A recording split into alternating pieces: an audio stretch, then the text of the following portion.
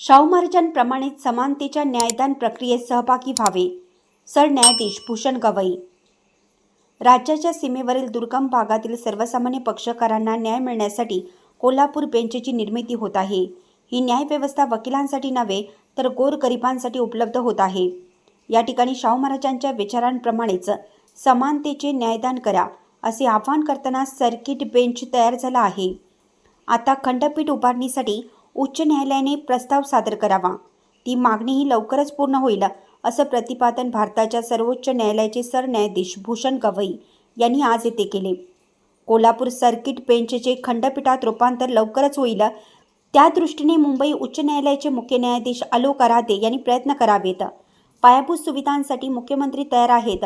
Circuit बेंचचे नियमित खंडपीठात रूपांतर होण्यासाठी जे काही लागणार आहे त्याची पूर्तता उच्च न्यायालयाने लवकरात लवकर करावी अशी सूचनाही त्यांनी यावेळी केली. मुंबई उच्च न्यायालयाच्या कोल्हापूर सर्किट बेंचच्या इमारतीच्या उद्घाटनानंतर कोल्हापूर येथे आज मेरी वेदर क्रीडांगणावर आयोजित सभेत ते बोलत होते.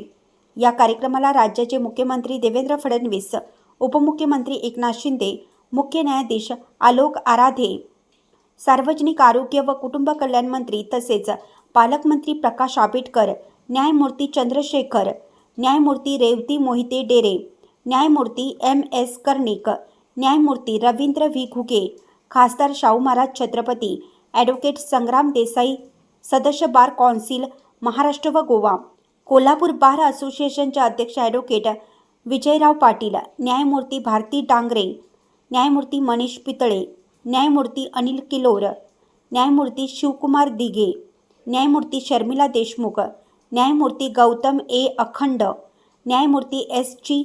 चपळगावकर, न्यायमूर्ती श्याम चांडक, राज्याचे advocate general doctor Birendra Saraf, अतिरिक्त solicitor general of India Anil C Singh, advocate general Goa राज्य देविदास पंगम, बार कौन्सिल महाराष्ट्र व गोव्याचे अमोल सावंत, बार कौन्सिल महाराष्ट्र गोवा व सदस्य ॲडव्होकेट वसंतराव भोसले, ॲडव्होकेट विवेकानंद घाटगे, अध्यक्ष advocates association of western India and Prashant Relekar, bar council Maharashtra व गोवा सदस्य ॲडव्होकेट मिलिंद S. थोबडे उपस्थित होते.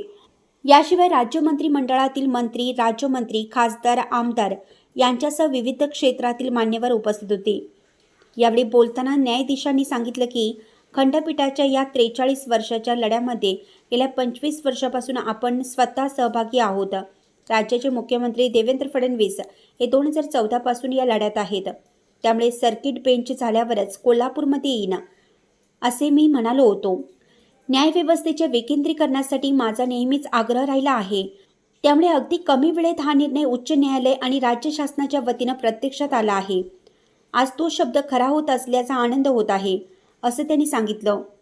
पद हे अधिकार दाखवण्यासाठी नाही तर समाजातील वंचितांच्या भल्यासाठी वापरण्याची आपल्या वडिलांची शिकवण होती.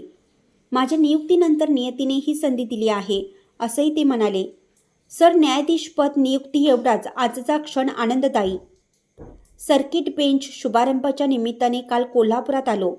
कोल्हापूरकरांकडून 2 दिवसात मिळालेल्या प्रेमाने मी भारावून गेलो आहे.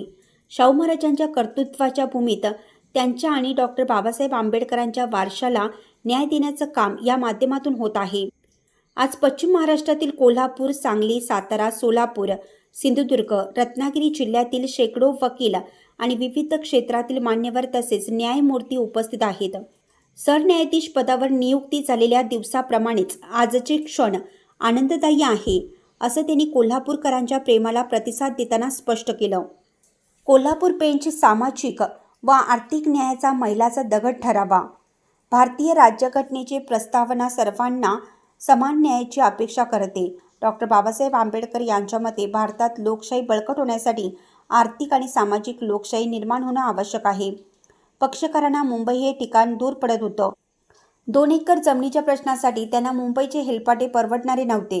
त्यामुळे कोल्हापूर येथे निर्माण होणारे सर्किट बेंच हे दुर्गम भागातील वंचितांना न्याय देणारा मैलाचा दगड ठरावा. यासाठी बेंचच्या न्याय प्रक्रियेतील सर्वांनी प्रत्यक्ष योगदान द्यावे अशी अपेक्षा त्यांनी व्यक्त केली.